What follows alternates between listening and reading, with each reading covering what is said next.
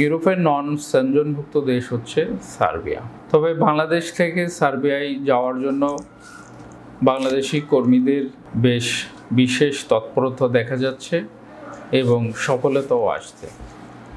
মূল বিষয় হচ্ছে এই দেশটিতে প্রচুর কর্মীর চাহিদা রয়েছে, সেটি একটি বিষয়।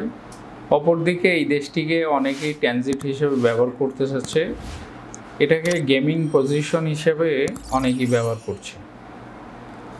এখন মূল বিষয় হচ্ছে আপনি সার্বিয়ায় যে কাজ করবেন না গেম করবেন, অর্থাৎ সার্বিয়াতে দীর্ঘদিন থাকবেন, কাজ করবেন, নাকি সার্বিয়া থেকে পালিয়ে অন্য কোনো দেশে চলে যাবেন।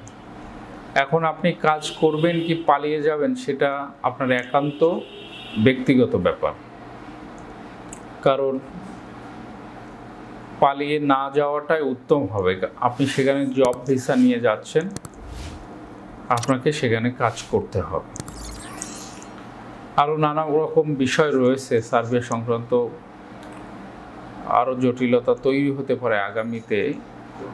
খুব আপডেট তথ্য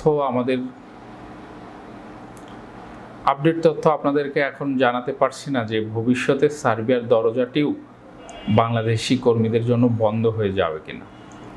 কারণ বাংলাদেশি কর্মীরা সেখানে যাওয়ার পরে যেরকম গেম পজিশন করছে তাতে মনে হয় না যে সার্বিয়ার দরজা বেশি সময় খোলা থাকবে। একটি দেশের ভিসা হচ্ছে, এই হওয়াটাকে যদি আপনারা কাজে লাগিয়ে সেটাকে, তো আপনারা এই যে সার্বিয়াকে রুট হিসেবে ব্যবহার করছেন, এই কাজটি করবেন না, এতে অমঙ্গল হবে। এখন চলুন আপনাদেরকে জানাই যে সার্বিয়া কত সুন্দর একটি দেশ, এই দেশ সম্পর্কে জেনে আসি। চলুন দেখে আসি। দক্ষিণ পূর্ব ইউরোপের একটি স্থলবেষ্টিত দেশ সার্বিয়া। দেশটির উত্তরে হাঙ্গেরি, পূর্বে রোমানিয়া ও বুলগেরিয়া, দক্ষিণে আলবেনিয়া ও ম্যাসিডোনিয়া এবং পশ্চিমে মন্টিনিগ্রো, ক্রোয়েশিয়া, বসনিয়া ও হার্জেগোভিনা অবস্থিত। দেশটির রাজধানী বেলগ্রেড। সার্বিয়ার আয়তন ৮৮,৩৬১ বর্গ কিলোমিটার। ২০১৮ সালের এক হিসেব অনুযায়ী দেশটির জনসংখ্যা ৮৭,৬২,০০০-এরও অধিক। সার্বিয়ার অফিসিয়াল ভাষা সার্বিয়ান। দেশটির ৮০% অধিক মানুষ এই ভাষায় কথা বলে। এছাড়া দেশটির প্রায় ১৫% ক্ষুদ্র নৃগোষ্ঠী Hungarian, Bosnian, Croatian, Albanian, Romanian, Bulgarian এবং রাশিয়ান ভাষায় কথা বলে। সংবিধান অনুযায়ী সার্বিয়া একটি ধর্মনিরপেক্ষ রাষ্ট্র, যেখানে বসবাসকারীরা তাদের ইচ্ছা অনুযায়ী ধর্ম পালন করতে পারে। তবে দেশটির ৮৪% মানুষ খ্রিস্টান। এছাড়া রোমান ক্যাথলিকদের সংখ্যা মোট জনসংখ্যার ৬% এবং মুসলিম ৩%। অন্যান্য ধর্মের রয়েছে আরও ৭%। আপনারা দেখে নিলেন কেমন দেশ সার্বিয়া। এখন আরেকটি বিষয় আপনাদের জানা প্রয়োজন যে এখানে যাওয়ার পরে কি ধরনের কাজকর্ম আপনারা করতে পারবেন। চলুন দেখে আসি আরেকটি ভিডিও ক্লিপ। ইউরোপের স্বাধীন রাষ্ট্র সার্বিয়া বলকান রুটের প্রধান ট্রানজিট দেশ হিসেবে পরিচিত। দেশটির অর্থনীতির বেশ কিছু খাতে চলছে গুরুতর শ্রমিক সংকট, কেননা প্রতি বছর আনুমানিক ৩০,০০০ সার্ব নাগরিক দেশ ছেড়ে চলে যাচ্ছে অন্যত্র। এমন অবস্থায় জরুরি ভিত্তিতে কর্মী নিয়োগ করতে চাইছে সরকার। গণপরিবহন, নির্মাণ ও হোটেল রেস্তোরাঁ সহ বেশ কিছু খাতে হন্যে হয়ে কর্মী খুঁজছে সার্বিয়ার নিয়োগকর্তারা। পর্যাপ্ত কর্মী না থাকায় ঝিমিয়ে পড়েছে পরিচিত এসব খাত। চলতি বছরের ফেব্রুয়ারি থেকে সার্বিয়ায় বিদেশিদের কর্মসংস্থান সংক্রান্ত নতুন আইনের আওতায় ওয়ার্ক পারমিট পাওয়া আগের চেয়েও অনেক সহজ হয়েছে। নতুন এই আইনে রেসিডেন্ট পারমিটের অনুমতি এবং ওয়ার্ক পারমিট পাওয়ার পদ্ধতিকে করা হয়েছে একীভূত। ফলে পুরো প্রক্রিয়া সম্পাদন করতে সময় লাগছে সর্বোচ্চ ২ সপ্তাহ। আপনাদের জন্য এই ধরনের সুযোগ সুবিধা রয়েছে, কাজ রয়েছে, আপনারা সেখানে যেয়ে করতে পারবেন।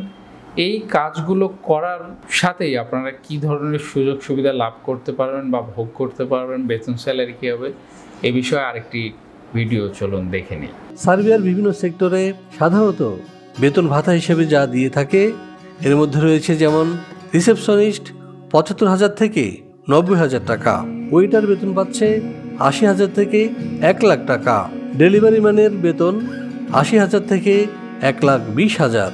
এছাড়াও ড্রাইভিং পেশা যারা যুক্ত হবেন তাদের বেতন 65,000 থেকে 80,000 টাকা।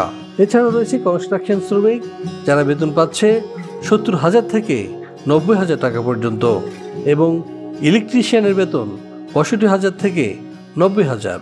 এছাড়াও রয়েছে সার্বিয়ার শ্রম আইন অনুযায়ী অন্যান্য সুযোগ সুবিধা। এই ধরনের বেতন স্যালারিগুলো আপনারা লাভ করতে পারবেন যেগুলো ভিডিওতে দেখেছেন, যে ধরনের সুযোগ সুবিধা দেখেছেন।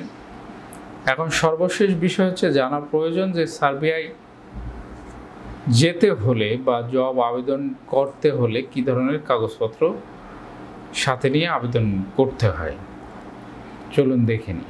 সার্বিয়া যেতে হলে আপনার শিক্ষাগত যোগ্যতা হবে ন্যূনতম এসএসসি, বয়সসীমা 18 থেকে 45।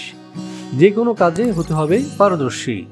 শরীরে এইডস, ক্যান্সার, হেপাটাইটিস সি কিংবা করোনা থাকা এবং কোনো ফেক ডকুমেন্টস থাকা চলবে না। ফাইল জমা দিতে আপনার প্রয়োজন হবে ভ্যালিড পাসপোর্ট, ছবি, শিক্ষাগত যোগ্যতার সনদ, কাজের অভিজ্ঞতা সনদ, পুলিশ ক্লিয়ারেন্স এবং বায়োডাটা। এই ধরনের কাগজপত্রগুলো সাবমিট করে আপনি যে এজেন্সির মাধ্যমে কাজ করবেন তাদের মাধ্যমে সার্বিয়ার জন্য জব আবেদন করতে পারবেন। জব আবেদনের পরেই আপনার পারমিট আসবে। এই পারমিট লাভের পরেই হচ্ছে ফাইনাল স্টেপ ভিসা। যদি পারমিটটি রিয়েল হয় তাহলে আপনি ভিসা পাবেন শতভাগ নিশ্চিত। আপনারা অবশ্যই সার্বিয়ার জন্য আরও গুরুত্বপূর্ণ বিষয় জানতে চাইবেন, এটাই স্বাভাবিক। যদি মন চায় আপনারা ভিসা প্রফেসরের সাথে যোগাযোগ করে জেনে নিতে পারেন এবং জব আবেদন প্রক্রিয়া সম্পূর্ণ করতে পারেন। আবারও দেখা হবে, কথা হবে ইউরোপের নতুন কোনো দেশের নতুন বিষয় নিয়ে। সেই পর্যন্ত সকলে ভালো থাকবেন, ভালো রাখবেন। খোদা হাফেজ। ভিসা প্রফেসরে ফাইল জমা দিতে ফোন করুন 09666 912045 অথবা 01735733080 অথবা 01735724716 অথবা 013127112252 এবং ইমেল করতে পারেন visaprofessor2023@gmail.com। আমাদের সম্পর্কে আরও বিস্তারিত জানতে ভিজিট করুন www.visaprofessor.org এবং বিভিন্ন দেশের জব ভিসার আপডেট তথ্য জানতে ভিজিট করুন আমাদের অনলাইন পত্রিকা www.visanews24.com।